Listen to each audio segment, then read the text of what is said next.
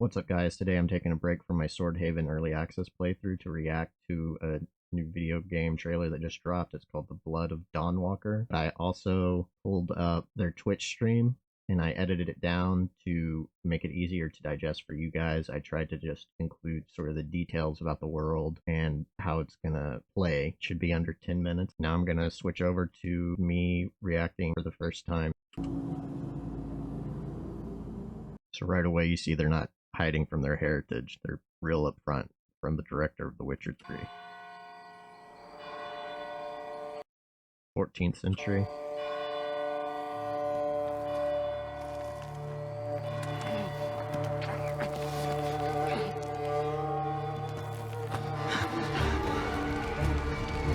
Okay, so that area by the castle seemed fine, but this area is all in flames, this whole area. Must be here somewhere. My first instinct is assume this is like a baby or something, but after playing The Witcher 3, I'm not sold on that idea because this could be some kind of crazy creature. Makes me think of the Witcher 3 trailer that had the siren in it and you think it's a woman and then it's a monster. That could be the same thing here.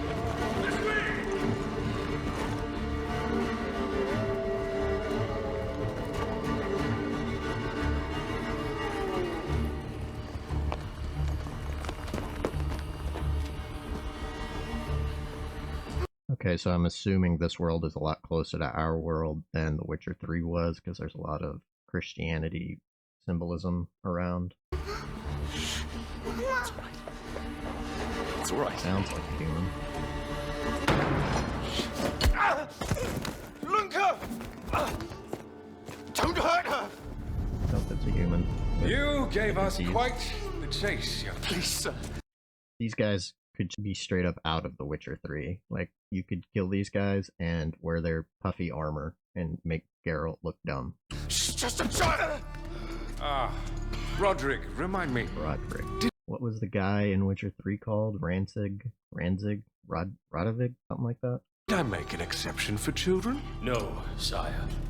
No. Sire, so he's That the would king. have been He's not foolish. just a captain. Would it not? They spread the plague just as well as adults.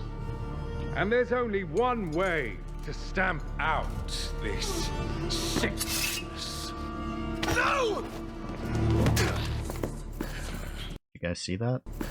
Yeah, there's a person right here. And they look very Geralt-y, right? They've got the silver hair. I wonder if this guy's actually the main character and the stuff we're seeing right now is just a way to introduce this person. Now they're gone. Not just a runner, but a fighter, too.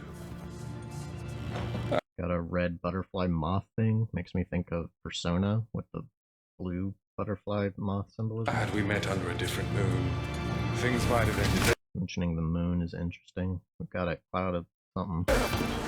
Oh. Cloud of something that ripped his leg off. And that's the king. Okay, so now we have the first, what I'm assuming is vampire, given the name of the game. He looks very much like he's out of Hellraiser. Got the spikes, the dark armor, the pale, bald head. Oh, okay. He's got like shark teeth.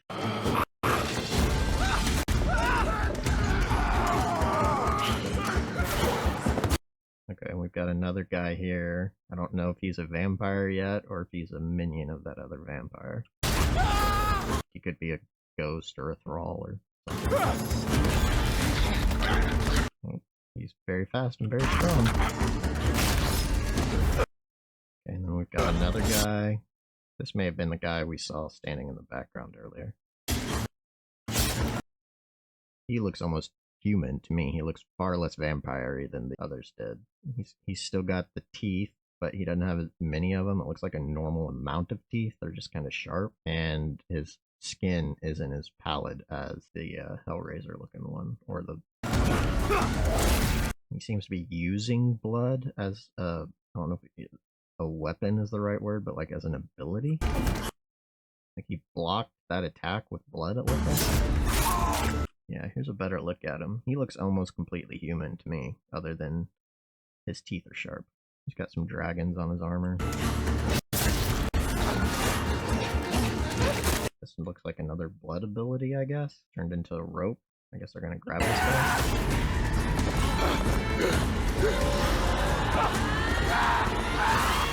Oh, so that dude's strong. He killed a person without even touching him. This guy makes me think of Avengers Infinity War. That guy that Tony and Strange fought that was psychic. I wonder if that guy's the leader, or if the first guy we saw is the leader. What? Lunka?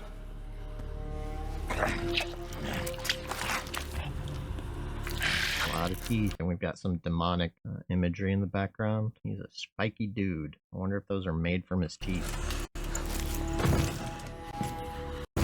Here they are all together. They all have yellowish gold on them, except he's got some blue too. But the rest of them just black and yellow. My sister. She needs help. Fast. Please, let us pass through. I beg of you. Please. I'm not sure asking a vampire for help would be the best idea. It feels like a monkey's paw situation to me. You might get your wish, but not how you wanted it. Oh, he's a thrall now.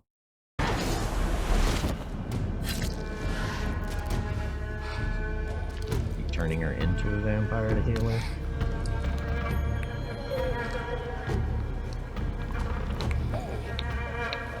Oh, she's healing. I don't know. How? I am life. I am death. Oh, the king's still alive. I am everything in between. I have been watching your little valley. Pestilence, famine, killing, blood spilt carelessly like water. Things will be different now. I don't know if this world has had vampires before this or not. Like, obviously they have. They didn't pop out of nowhere. But, I mean, I'm wondering if vampires didn't interact with humans before this, because they didn't seem to recognize the vampire at all, or, like, what it was.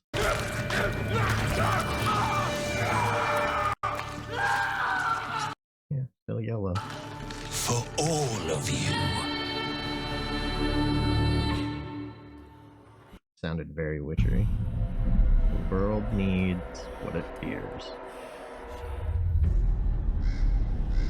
Okay, so I guess that guy is the main character. He's got one normal hand and one claw hand, a sword. This claw hand has like some cool armor. He looks very different here. I'm guessing he's the Dawnwalker since that's the name of the game. He's got a scar. He looked a little more roughed up, I would say. He's got spikes on his armor. Looks like his other hand does have claws too. See, this hand's giving off sparks, so it's got some claws, but his other hand is like Wolverine level claws. Guard? That straight up looked like it could have been in The Witcher 3. This whole sequence, this, even like their outfits and the wooden homes, it looks like it could be in The Witcher 3. Even their armor reminds me of it. Okay, and then I don't know what this guy is. And he looks almost mechanical. Like he's got mechanical joints right here on his legs. Did someone design him? Is he a Frankenstein monster? I mean, he's got gears up here that seem to control his wings, and they got wires. So he's definitely not like a natural creature. He's some sort of mechanical something. Maybe just his body and head are normal, and he gave himself a new body. Maybe he's like General Grievous from the prequel Star Wars. This is very witchery. I wonder if these mountains are the border of the world, or if you'll be able to go into them. I wonder if you're just trapped in this valley, is what they called it, I think. There's a cairn over there, it looks like. I wonder if you can meditate at it and get superpowers. Or superpowers, not like a bonus. We got a moon, so I'm guessing that's the sun. And a stake. Blood of Dawnwalker.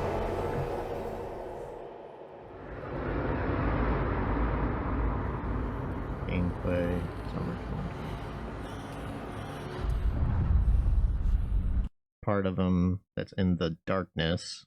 You know, it's got the night eye and it's got that spiky armor and his claw hand. But what's interesting is his other hand over here in the sunlight. He's got, I mean, they look like tattoos made out of cuts, but they look like runes or something, maybe to help fight off his vampirism. So they're aiming for this generation. I wonder if it'll be like a lot of the games now are, where it'll require RTX. That's this trailer. I'm going to go watch the Twitch stream now, and I'll edit it down for you guys to truncate it and make it easier to digest, and we'll react to that. Okay, here we go. Hopefully it works. This is my third time recording this. For some reason, OBS and VLC are not getting along. I have to assume they're fighting for dominance over three-lettered acronyms, but I can't be for certain. For sure? Can't be certain or for sure. We have 120 super talented people working on the game we have been cooking up for the past 2 years. The Blood of Dawnwalker.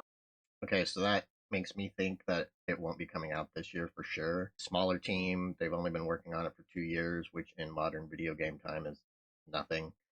I'm curious if it'll even come out in 2026. Right now, I would almost guess 2027, but that will depend on the scope of the game they're aiming for, how big the open world is, and all that kind of stuff. Is the first chapter of a brand new role-playing saga. It's a first chapter, so they're already planning this to be multiple games. We're talking trilogy plus, who knows? Dark fantasy, narrative-driven, epic adventure set in medieval Europe with a supernatural twist. So it is set in a more realistic world like ours, as opposed to The Witcher. Obviously, it's not super realistic because there's crazy vampire stuff going on, but it's not a completely different world like The Witcher's world is. This is more of like an alternate history with supernatural stuff. Remember the second Fallout from '98? I was so excited when you used that as a point of reference. What was really interesting in the second Fallout is the freedom. You could do there whatever you want. You just, like, shape your own main story, and you build your own experience. Add to that the sense of urgency. And they mentioned Fallout 2, but then they also mentioned the sort of open-endedness of it. And that popped up a whole bunch on the stream. I didn't incorporate every single mention of it, but they really drive home this idea that the story is yours, do what you want with, and each playthrough will be different. Nobody will have this exact same playthrough. Day and night loop. The sense of urgency is so important in the context of open world RPGs where players can become distracted and kind of get away from the main story. I thought this was so interesting because my favorite thing about Witcher 3, and that's obviously what this is going to be compared and contrasted to a lot, was how awesome the side stories were. The side stories in that game made the game for me. It made the world seem like so much more than just Geralt and Ciri's story. Everybody had a story going on, and I loved going through a field or a swamp or a forest and stumbling on somebody else and what their story was and figuring it out. So that was actually one of my favorite things about The Witcher 3. So I think it's kind of interesting they're driving home this point of they don't want players distracted by side quests. If you will add to that the hero, who have the different loop at the day and different loop at the night. So the game takes place 2 years after the events shown in the intro, and this is just the beginning of a greater saga we were planning. He's not your...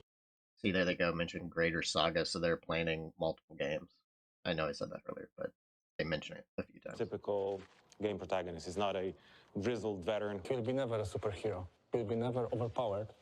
At the day, as a human, he can fight with a sword. He can use and discover dark magic, but he can be killed by anyone. At the night, he encounters a lot more difficult enemies. He can use some vampiric abilities, not only in combat, but also he can use it to explore the world and to see the world in a totally different way. So I'm guessing we're going to have vampire Batman detective vision. He's facing this clique of vampires who decided to take over the world, turn it upside down, and set the rules. And they are led by this super old and immensely powerful vampire called Brensis. Our game is set in 14th century Europe.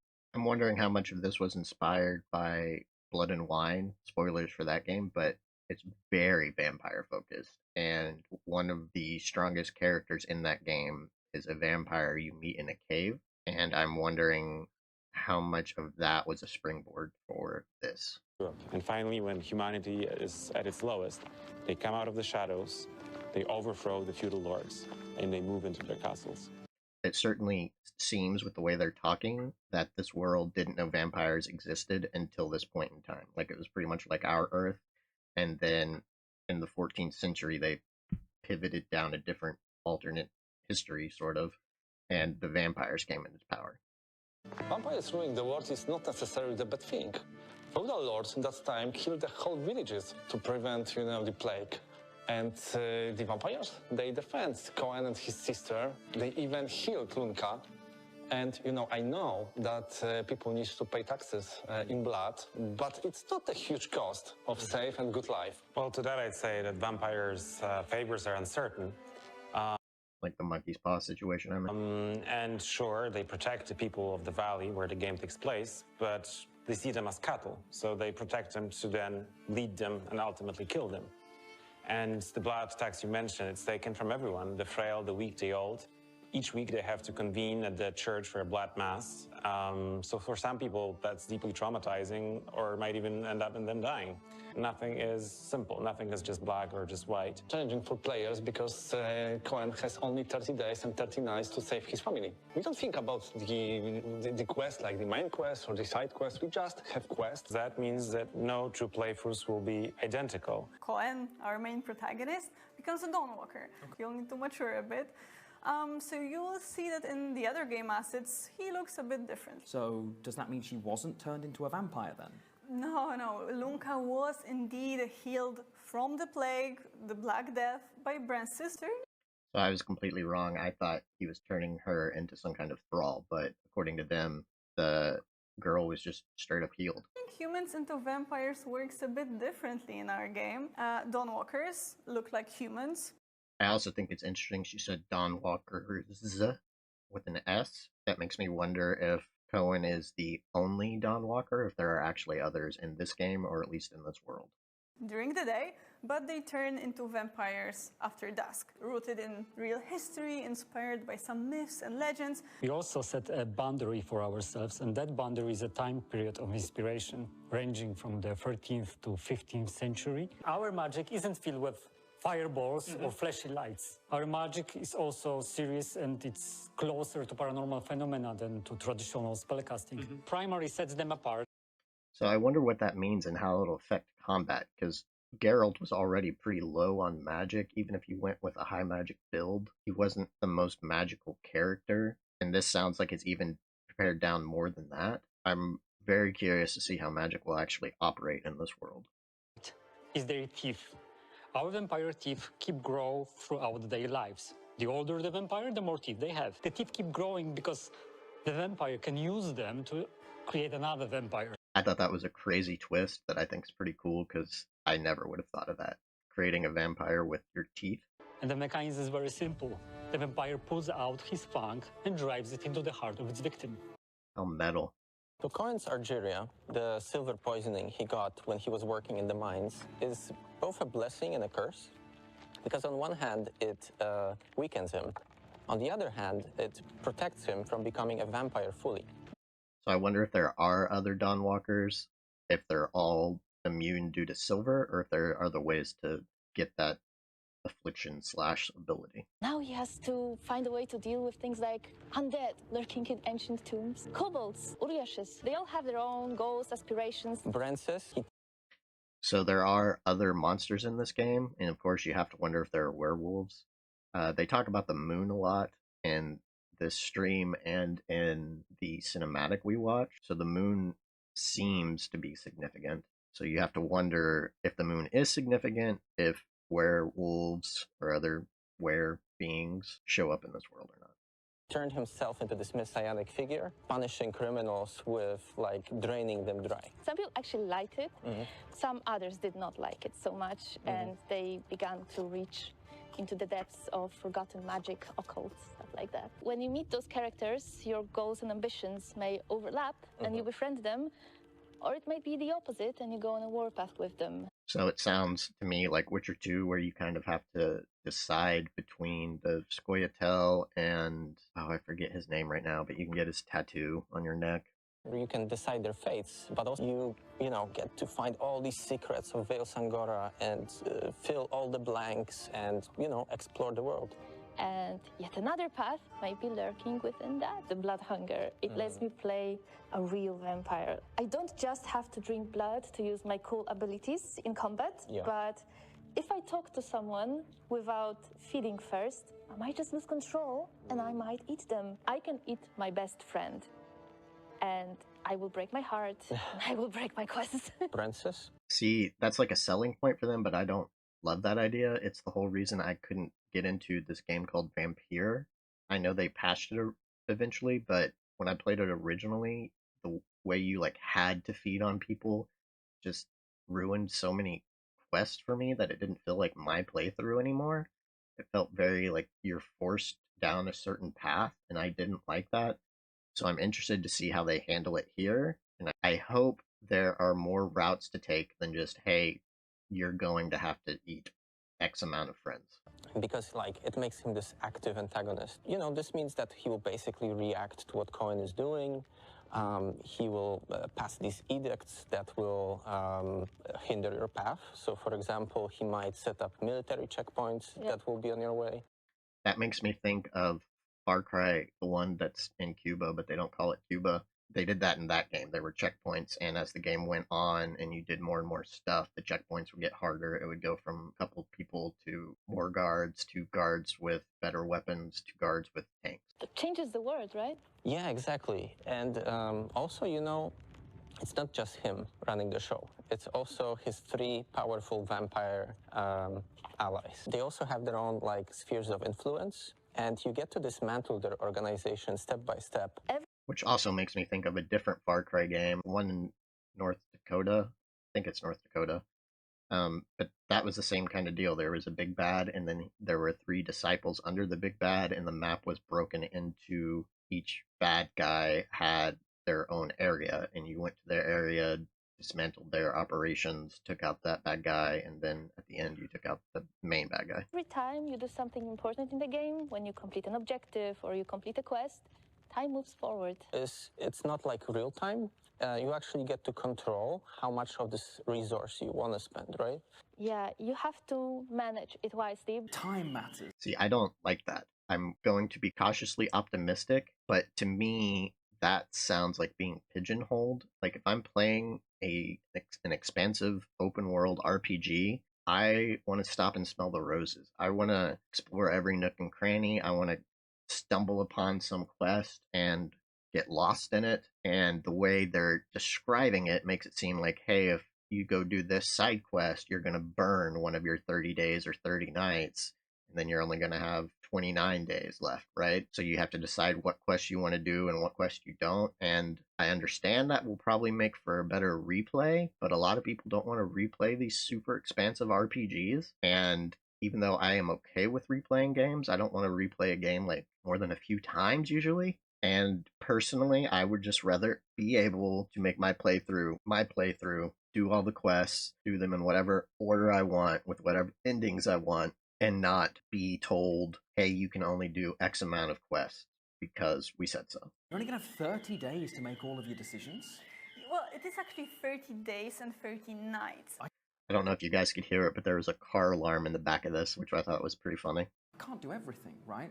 It's just not going to be possible. See, I don't like that. They're making it as a selling point that you can't do everything, and for me personally, not a fan. Like I said, if it's a open world RPG, I want to roleplay how I want to roleplay, and I want to do the quests that I want to do without being locked out of things just because. It's the start of a whole saga. It's not just this game. You'll get a complete, satisfying story in this first installment. There will be so much more to unfold in the future titles. So they're already planning multiple sequels. The game will be in the first-person perspective. We'll have no microtransactions. It will have no live service elements. There are going to be no NFTs or any of that stuff. Do we have a release date? We are not quite ready to announce it. Check out the upcoming issue of PC Gamer as well. So yeah, that was the whole thing. Like I said, I really truncated it down. Hopefully you enjoyed it. As he mentioned there at the end, the upcoming PC magazine should have more stuff in it. hopefully it'll be some interesting things that will assuage some of my fears. Like I said, I'm not super stoked on the having to only get a certain amount of time so that you're locked out of quest. I would rather just play it how I want to play it, but I understand why that may not be the way to go, but I also understand that that means this may not be the game for me too. So let me know what you guys think about it.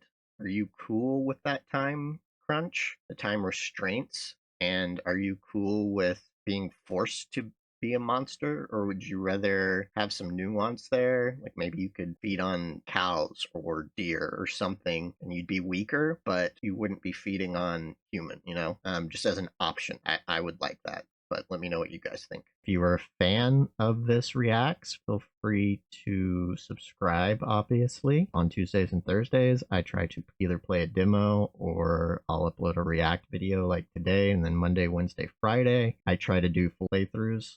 Right now I'm doing Swordhaven Iron Conspiracy. It's a game inspired heavily by Baldur's Gate 1. It's an isometric RPG. If you'd like to see me stumble my way through it, feel free to check out that playlist. As always, be excellent to each other and party on.